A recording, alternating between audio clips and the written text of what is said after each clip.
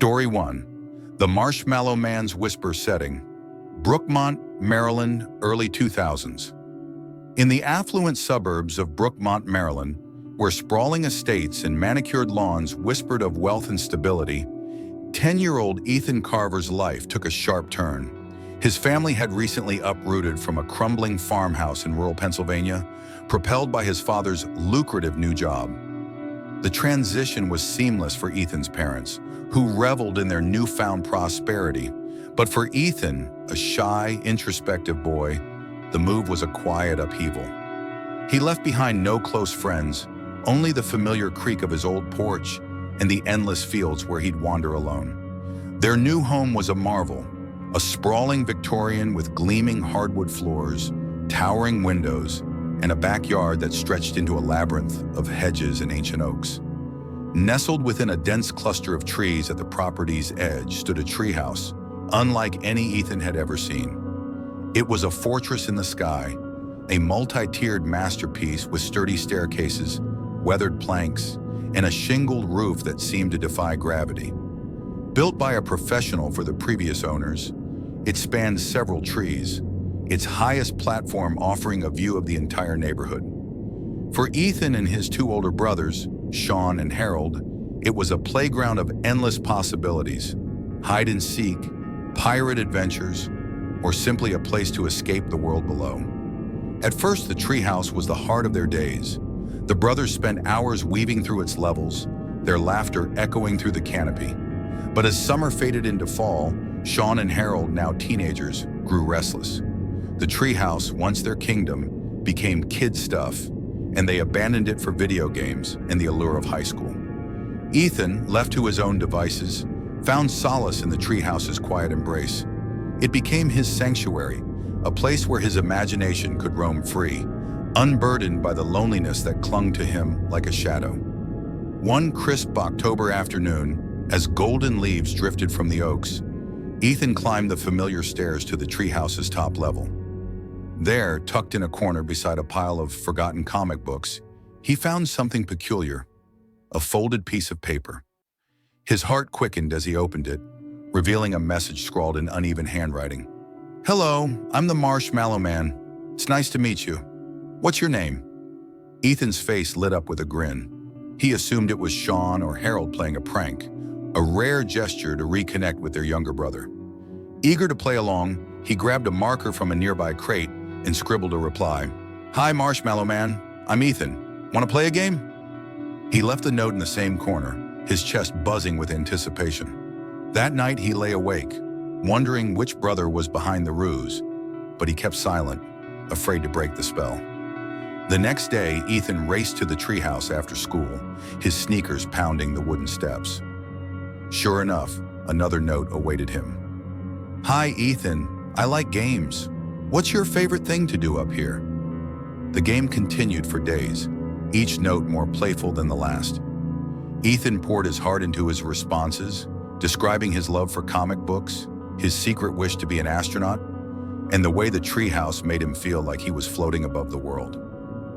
The Marshmallow Man's replies were warm, almost childlike, and Ethan began to look forward to them more than anything else. But as the weeks passed, the notes took a strange turn. The questions grew oddly specific. "What time do you play outside, Ethan? What's your favorite breakfast? Which window is your bedroom?" Ethan, still convinced it was his brother's, answered without hesitation, though a faint unease began to stir in his gut. The notes no longer felt like a game. They felt like someone was watching him, cataloging his every move. One evening, after finding a particularly unsettling note, "What do your pajamas smell like, Ethan?" he stormed into the house, his face flushed with anger and confusion. He confronted Sean and Harold, demanding to know which of them was the Marshmallow Man. To his surprise, they burst into laughter, their eyes gleaming with mockery. "Marshmallow Man? What are you, 5?" Sean scoffed. Harold chimed in, "You're still playing make-believe up there? Grow up, Ethan." Their denial was so convincing that Ethan's certainty wavered. Tears stung his eyes as he fled to his room, a mix of betrayal and fear churning inside him. Determined to catch the culprit, Ethan devised a plan. The next night, he pretended to sleep, his eyes fixed on the window of his second-floor bedroom. The house was silent, save for the distant hum of crickets. Then, just past midnight, it came, a soft, deliberate tap, tap, tap at his window. Ethan's blood ran cold. He lay frozen, his heart hammering so loudly he feared it would betray him. The tapping continued, slow and rhythmic, as if someone were testing his resolve. Minutes stretched into eternity until, unable to bear it any longer, Ethan crept to the window and peeked through the curtains. What he saw turned his legs to jelly. Dozens of marshmallows were taped to the glass, their white surfaces glowing faintly in the moonlight. His breath hitched, and he stumbled back, his mind racing. This wasn't a prank. This was something else, something wrong. The next night, Ethan steeled himself. He told no one about the marshmallows, not wanting to give his brothers the satisfaction of thinking they'd scared him. Instead, he waited in his room, a flashlight clutched in his trembling hands. When the tapping began again, he forced himself to act. With a surge of courage, he yanked the curtains open and screamed. On the other side of the glass was a face, gaunt and grotesque, with yellowed eyes that seemed to pierce through him. The man's lips curled into a sickly smile, revealing a jagged row of rotting teeth. His patchy hair clung to his scalp like damp moss, and his breath fogged the glass as he pressed closer. Ethan's scream tore through the house, summoning his parents in a frantic rush. But by the time they reached his room, the man was gone, leaving only the faint scent of decay lingering in the air. The police descended on the property, their flashlights slicing through the darkness as they searched the yard, the treehouse, and the surrounding woods. They found nothing. No footprints, no trace of the man, not even the marshmallows which had inexplicably vanished. The notes collected as evidence yielded no fingerprints, no clues. Ethan's parents forbade him from returning to the treehouse, but the damage was done. The sanctuary he'd loved was now a place of nightmares. Years later, as an adult, Ethan still avoids the treehouse when he visits his parents. Its weathered planks stand as a silent reminder of the terror that once stalked him. He's never seen the Marshmallow Man again, but sometimes in the dead of night, he wakes to the faint sound of tapping at his window, and his heart races with the fear that one day the man with the yellow eyes will return. Story 2, The Boy in the Woods setting, rural Virginia, mid-2000s and teens. In the quiet, wooded outskirts of a small Virginia town, where the nearest neighbor was a mile away and the stars burned brighter than any city light, Tom Grayson lived a life of simple contentment. A carpenter by trade, Tom had built a home for his family with his own hands, a sturdy two-story house that stood at the end of a dead-end road, its backyard kissing the edge of a dense forest. For Tom, his wife Christy, and their 2 sons, it was a haven of peace, a place where the world's chaos couldn't reach. Their youngest, Luke, was 8 years old, a bundle of energy with a mop of brown hair and eyes that sparkled with curiosity. When Luke begged for a treehouse, Tom saw it as a chance to create something special. He spent weeks crafting a masterpiece in the backyard, a fortified structure with thick walls, a slanted roof, and a proper staircase that wound around an ancient oak. It was more than a treehouse, it was a castle, a place where Luke could dream and play without fear. Christy, ever the worrier, fretted about its height, but Tom's craftsmanship and Luke's boundless enthusiasm won her over. The treehouse became Luke's world. He spent hours there, weaving stories of knights and dragons, his laughter drifting through the open windows of the house. His older brother, Matt, had outgrown such games, leaving Luke to rule the treehouse alone. Tom watched from the bedroom window, comforted by the sight of his son's joy, though he couldn't see inside the treehouse's walls. As spring bloomed into summer, Luke began to talk about a new friend named Jake. At first, Tom and Christy thought nothing of it. Imaginary friends were common for kids, even if Luke was a bit old for them at 8. Christy found it endearing, chuckling when Luke described Jake's love for climbing trees and chasing fireflies. But Tom, ever the skeptic, felt a twinge of unease. Luke had never been one for make-believe, and there was something about the way he spoke of Jake, quietly, almost secretively, that set Tom's nerves on edge. The first sign of trouble came when Luke's time in the treehouse began to stretch.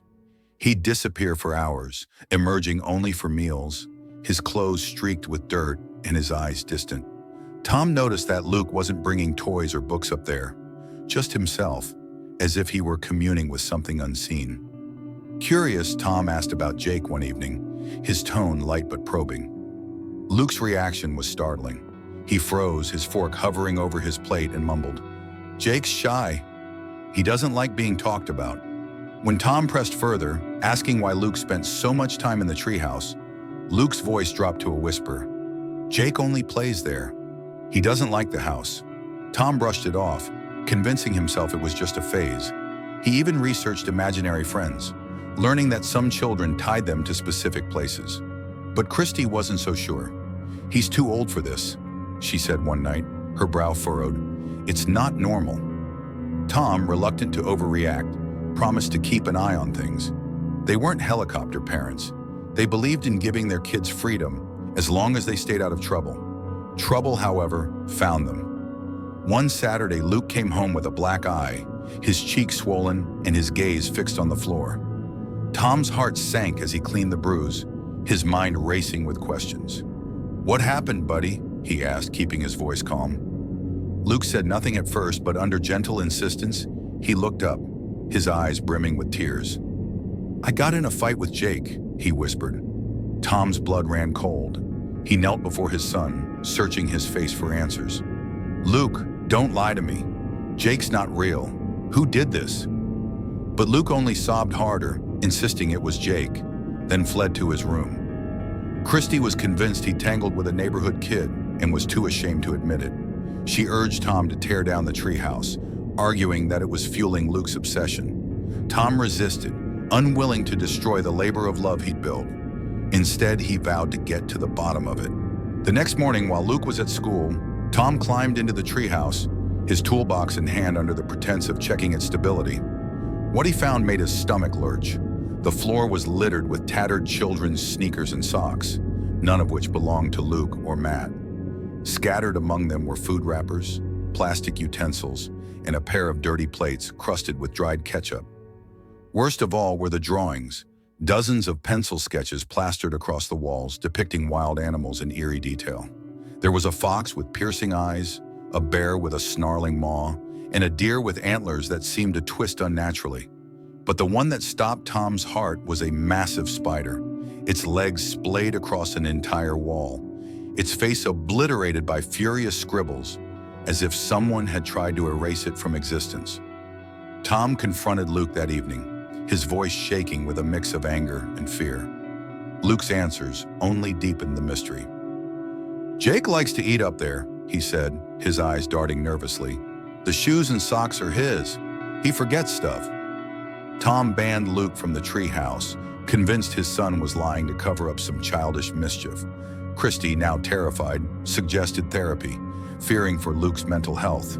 But before they could act, everything changed. One moonless night, as Tom stood at the bedroom window, a flicker of movement caught his eye near the treehouse. His first thought was that Luke had disobeyed him, sneaking out to play.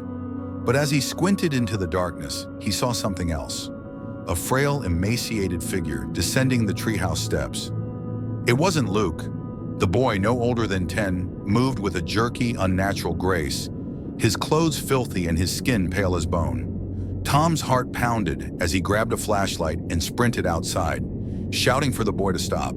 The figure froze, then bolted into the woods, vanishing into the underbrush with a speed that seemed almost inhuman. Tom gave chase, branches clawing at his face, but the boy was gone, swallowed by the forest.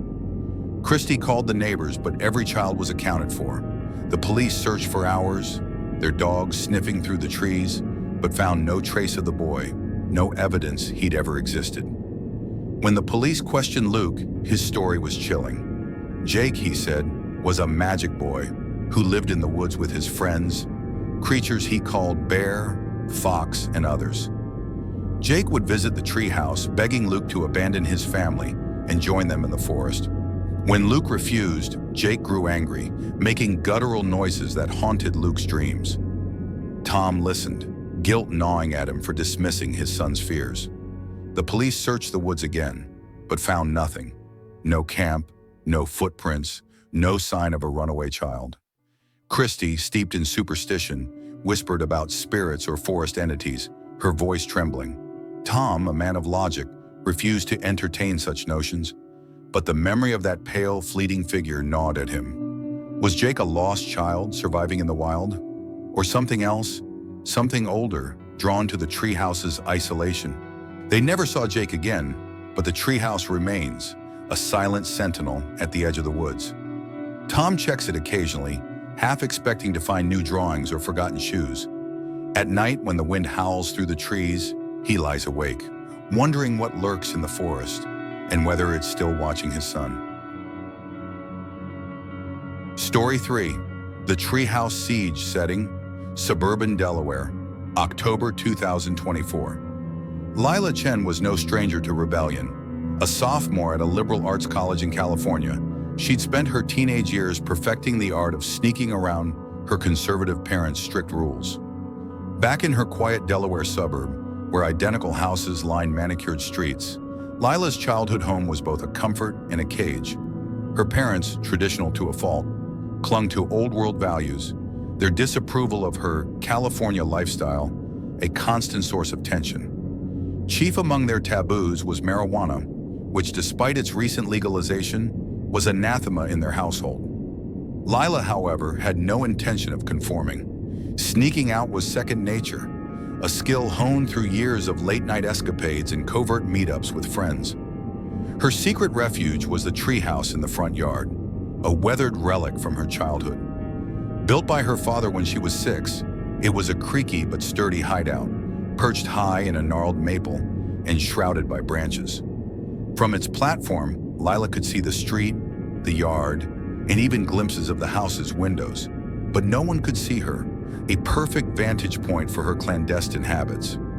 During fall break in October 2024, Lila returned home, her duffel bag stuffed with college textbooks and a small stash of weed she'd smuggled past her father's bloodhound nose. The visit was bittersweet. She loved her parents but chafed under their scrutiny. On the Saturday before her flight back to school, her parents announced they'd be out late at a community banquet, leaving Lila with a rare window of freedom. She seized the opportunity, grabbing her bong and climbing into the treehouse as the sun dipped below the horizon. The air was crisp, the sky streaked with hues of orange and purple. Lila settled onto a faded blanket, her back against the treehouse's splintered wall, and lit up, savoring the quiet. The treehouse, with its chipped paint and childhood carvings, felt like a time capsule, stirring memories of simpler days. She watched the sunset, her thoughts drifting to school, friends, and the life she was building far from Delaware. The weeds softened the edges of her nostalgia, and for a moment, she felt at peace. As darkness fell, Lila packed her bong, ready to slip back into the house. But then a light flickered on inside, a single glow from the living room window. Her heart skipped a beat. She was alone, or supposed to be. Her parents wouldn't be back for hours, and no one else had a key. She stared at the window, her breath shallow, willing the light to be a fluke, a timer, a glitch. But then she saw it, movement in the yard. 3 figures, hooded and silent, emerged from the shadows, circling the house with practiced precision. Lila's pulse thundered in her ears as she crouched lower, her body pressed against the treehouse floor. The figures moved like predators, their steps deliberate, their heads scanning the darkness. A 4th figure appeared at the front door, opening it from the inside and ushering the others in. Lila's mind reeled. Her house was being robbed, and she was trapped, a lone witness in a flimsy wooden perch. Fear rooted her in place, but she couldn't tear her eyes away. One figure remained outside, pacing the yard, a sentinel keeping watch. Lila's hands shook as she fumbled for her phone, her fingers clumsy with panic.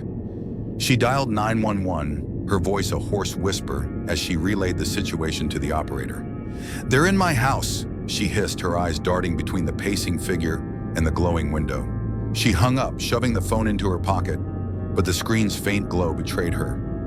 The sentinel's head snapped up, his gaze locking onto the treehouse. Lila's stomach plummeted.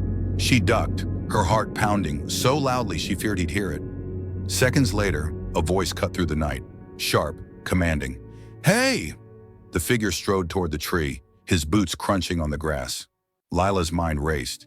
He knew where she was. She was cornered, with no way down except the ladder he was now climbing. The wooden planks groaned under his weight, each step bringing him closer. Lila's eyes darted around the treehouse, searching for a weapon. Her bong, heavy in glass, was the only thing within reach. As the figure's hands gripped the top rung, his hooded face inches from the entrance, Lila acted on instinct. She seized the bong and hurled it with all her strength.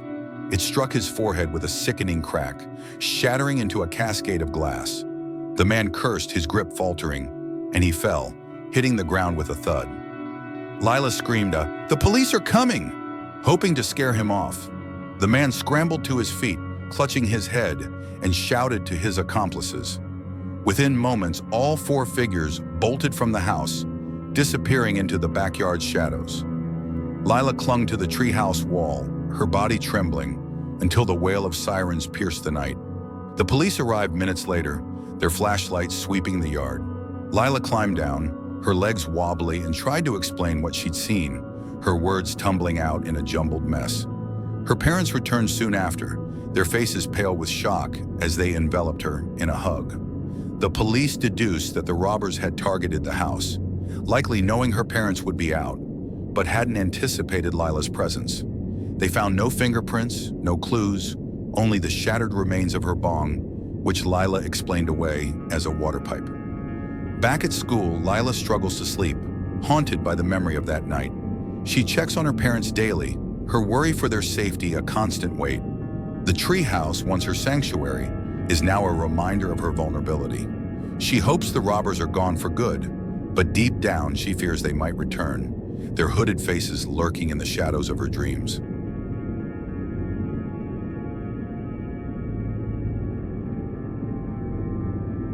Story 4. The Voice in the Dark setting, suburban New Jersey, late 1990s.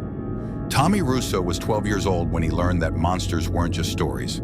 Growing up in a cozy New Jersey suburb, where cul-de-sacs and picket fences define the landscape, Tommy's childhood was a mosaic of bike rides, video games, and the treehouse that stood like a sentinel in his backyard.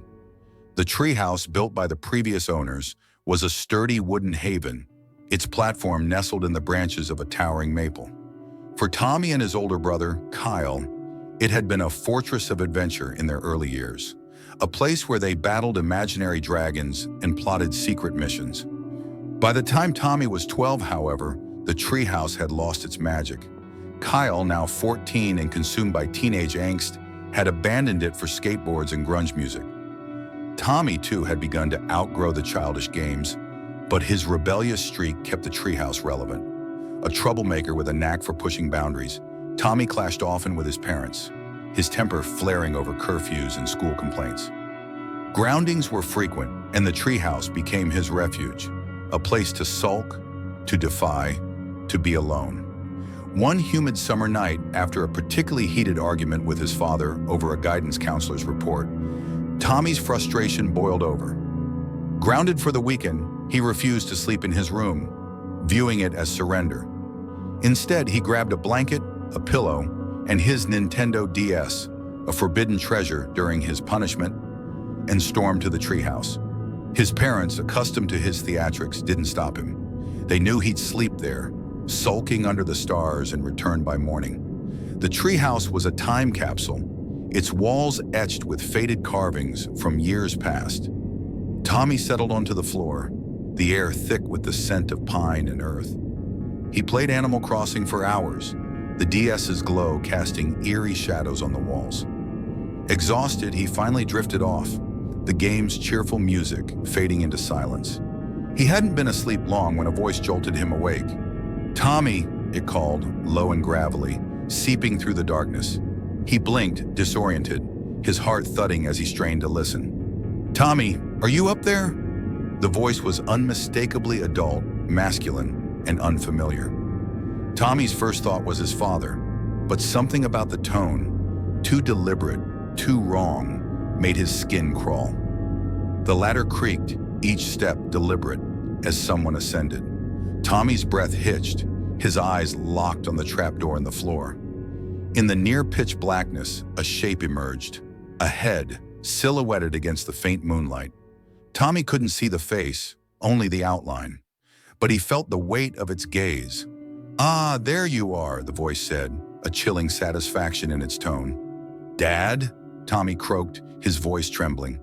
The figure didn't respond. For what felt like an eternity, it simply stared, motionless, as if savoring his fear. Tommy's mind screamed that this wasn't his father, but he was paralyzed, trapped in the treehouse's confines.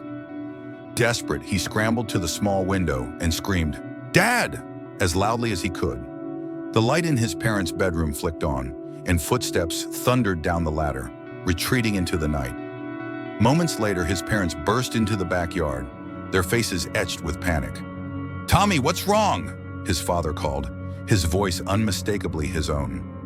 Tommy sobbed as he recounted the voice, the figure, the terror that had gripped him. His father swore he hadn't been outside, and his mother's wide eyes mirrored Tommy's fear.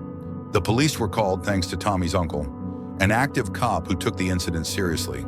They searched the yard and the surrounding streets, but found no footprints, no signs of an intruder. Tommy's description, a deep voice, a shadowed head, was too vague to act on, but his parents believed him. They weren't the dismissive types from horror movies. They saw the raw fear in their son's eyes and knew it was real. Tommy never slept in the treehouse again. For years, his father suspected a neighbor across the street, a gruff man with a penchant for late-night walks, but there was no proof. Tommy would catch the neighbor's eye sometimes, searching for a hint of that voice, but the memory was too muddled, too fleeting. The incident became a family mystery, a shadow that lingered in their otherwise happy home. Now an adult, Tommy lives far from that New Jersey suburb, but the treehouse haunts him. He wonders who or what knew his name that night and why it sought him out. On restless nights when sleep eludes him, he lies awake, listening for a voice in the dark, praying it never finds him again.